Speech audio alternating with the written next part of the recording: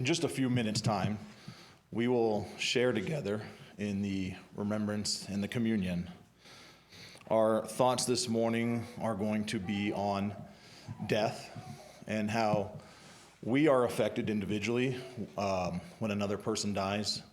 We're going to think about how Jesus was affected when someone died. And we're going to hear Jesus speak about his own death. And we're going to read an account of the crucifixion and give consideration to the impact of that death.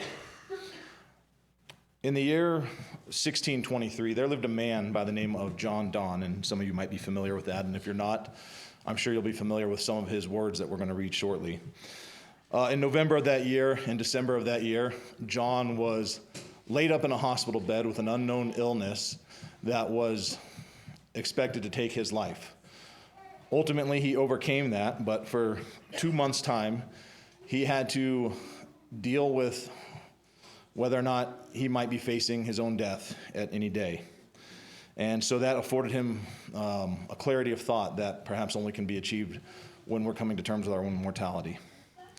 So as John was laying in the hospital bed for those 2 months, he would hear out on a daily basis the death bells ringing out for when someone died. And he would consider asking, who is this bell ringing for? Who died? And a thought occurred to him that maybe that bell, that death bell, was ringing for him, and those who were taking care of him knew something was about to happen that he wasn't aware of.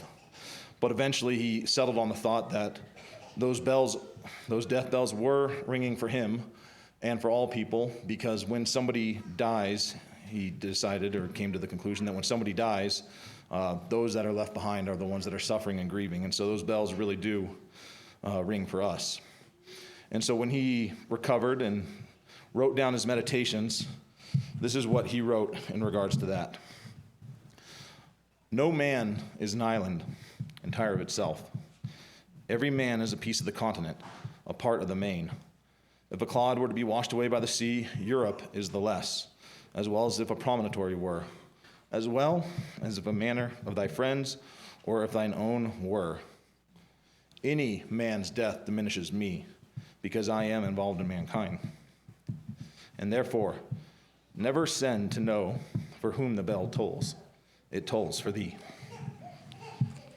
So, as we consider how the death of another individual affects us, we know that those close personal relationships we have cause significant and emotional feelings, and there's oftentimes pain and trauma that goes along with that. But I ask you, when a stranger passes away, someone that you don't know and don't have that relationship with, how do you feel? And I ask this because when we read in Luke 15, a couple times there, we're told about how there's a great rejoicing over someone when they've been saved, when they've repented. And so I ask that just because, what is the other end of that spectrum? Do we feel the emotional distress when a soul is lost, when someone dies without having known the Lord? And I'd just like to remind you that we are all connected together, whether in or out of the church. As we're all involved in mankind, that loss affects all of us. I can think of 2 examples that I'd like to share this morning of death that had an impact on Jesus, on his empathy and his compassion that he showed. And the first one being Lazarus, which I'm sure we're all very familiar with. But let's read that together, coming out of John chapter 11, starting in verse 1. Now a certain man was ill, Lazarus of Bethany, the village of Mary and her sister Martha. It was Mary who anointed the Lord with ointment and wiped his feet with her hair, whose brother Lazarus was ill. So the sisters sent to him, saying, Lord, he whom you love is ill. But when Jesus heard it, he said, This illness does not lead to death. It is for the glory of God, so the Son of God may be glorified through it. So we know that Jesus is already, at least what we have here, there's a close relationship between Jesus and Lazarus and the sisters there. And as we read further, starting in verse 32. Now, when Mary came to where Jesus was and saw him, she fell at his feet, saying to him, Lord, if you had been here, my brother would not have died. When Jesus saw her weeping, and the Jews who had come with her also weeping, he was deeply moved in his spirit and greatly troubled. And he said, Where have you laid him?" They said to him, "Lord, come and see." Jesus wept. So the Jews said, "See how he loved him?" But some of them said, "Could not he who opened the eyes of the blind man also have kept this man from dying?" And so we see the close personal relationship that Jesus had and how he was moved with great emotion by that death. But this is not the only example we have of Jesus showing great compassion and emotion for others. We read in Luke chapter 7, starting in verse 11, Jesus goes to the town of Nain, and it says, "Soon afterward he came to a town called Nain, and his disciples and a great crowd went with him. As he drew near to the gate of the town, behold, a man who had died was being carried out, the only son of his mother, and she was a widow, and a considerable crowd from the town was with her. And when the Lord saw her, he had compassion on her, and he said to her, 'Do not weep.' Then he came up and touched the bier, and the bearer stood still. And he said, 'Young man, I say to you, arise.' And the dead man sat up and began to speak, and Jesus gave him to his mother. Fear seized them all, and they glorified God, saying, 'A great prophet has risen among us, and God has visited his people.'" I bring both of those examples up to show that Jesus understood death. He understood the emotional and physical trauma that's associated with it, and it gives him a unique perspective of being amongst us. But Jesus also understood the spiritual side of death, and he understood the importance of heading that off and seeking out those who are lost so they would not die apart from him. And so as we continue to read, I'm going back to John chapter 10 here, where Jesus speaks about being the good shepherd. And this is what Jesus says regarding those who are lost. So Jesus again says to them, "Truly, truly, I say to you, I am the door of the sheep. All who come before me are thieves and robbers, but the sheep did not listen to them. I am the door. If anyone enters by me, he will be saved and will go in and out and find life and have it abundantly. I am the good shepherd. The good shepherd lays down his life for the sheep. He who is a hired hand and not a shepherd, who does not own the sheep, sees the wolf coming and leaves the sheep and flees, and the wolf snatches them and scatters them. He flees because he is a hired hand and cares nothing for the sheep. I am the good shepherd. I know my own, and my own know me. Just as the Father knows me, and I know the Father, and I lay down my life for the sheep.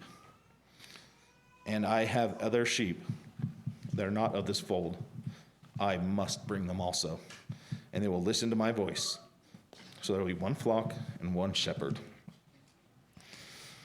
So Jesus understands the value that every person has, whether they haven't found him yet or if they have. When Jesus goes to face his own death, he knows that death is actually part of his purpose here.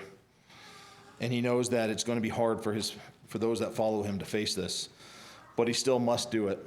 So in John chapter 12, starting in verse 27, this is what Jesus speaks about to his death. "Now is my soul troubled, and what shall I say?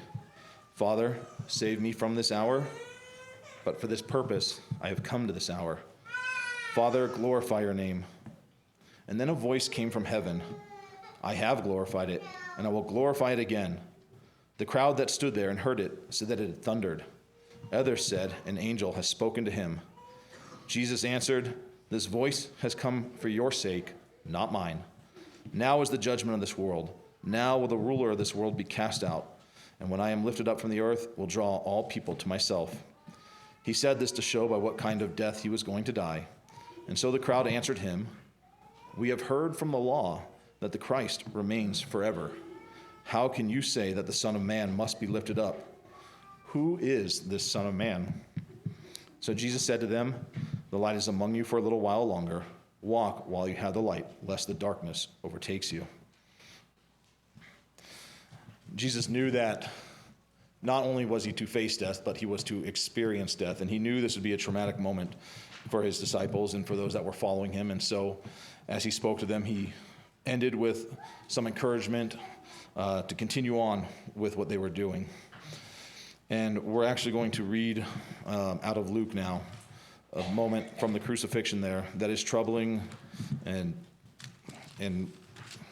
detailed with the emotions that were felt that day. So I just ask that you bear with me here as I turn over. Starting in Luke chapter 23, verse 26. And as they led him away, they seized one Simon of Cyrene, who was coming in from the country, and laid on him the cross to carry it behind Jesus. And there followed him a great multitude of the people and of women who were mourning and lamenting for him. But turning to them, Jesus said, Daughters of Jerusalem, do not weep for me, but weep for yourselves and for your children. For behold, the days are coming when they will say, Blessed are the barren, and the wombs that never bore, and the breasts that never nursed. Then they will begin to say to the mountains, Fall on us, and to the hills, Cover us. For if they do these things when the wood is green, what will happen when it is dry? And then verse 44. It was now about the 6th hour, and there was darkness over the whole land until the 9th hour, while the sun's light failed, and the curtain of the temple was torn in two. And Jesus, calling out with a loud voice, said, Father, into your hands I commit my spirit. And having said this, he breathed his last.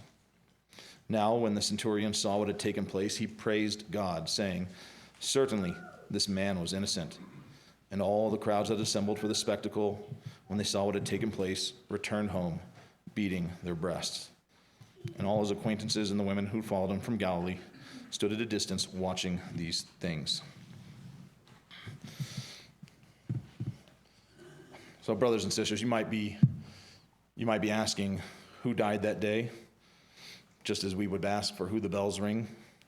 That was not just a brother or a friend or a good man or a really good servant that died that day. As the witnesses attested to, it was truly the Son of God who died that day.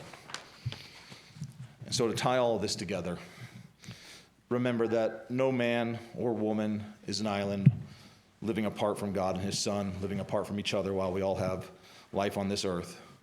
It's through Jesus that he brings us together as one flock, as a good shepherd does. And it was by his own death that we've been saved from an eternity of wandering lost in the darkness. And I just ask that as you reflect on that death this morning, as we share in the remembrance together, as you think about the events that took place that day, and you think about the weeping and the mourning and the lamenting, don't ask for who that's for. It's for all of us.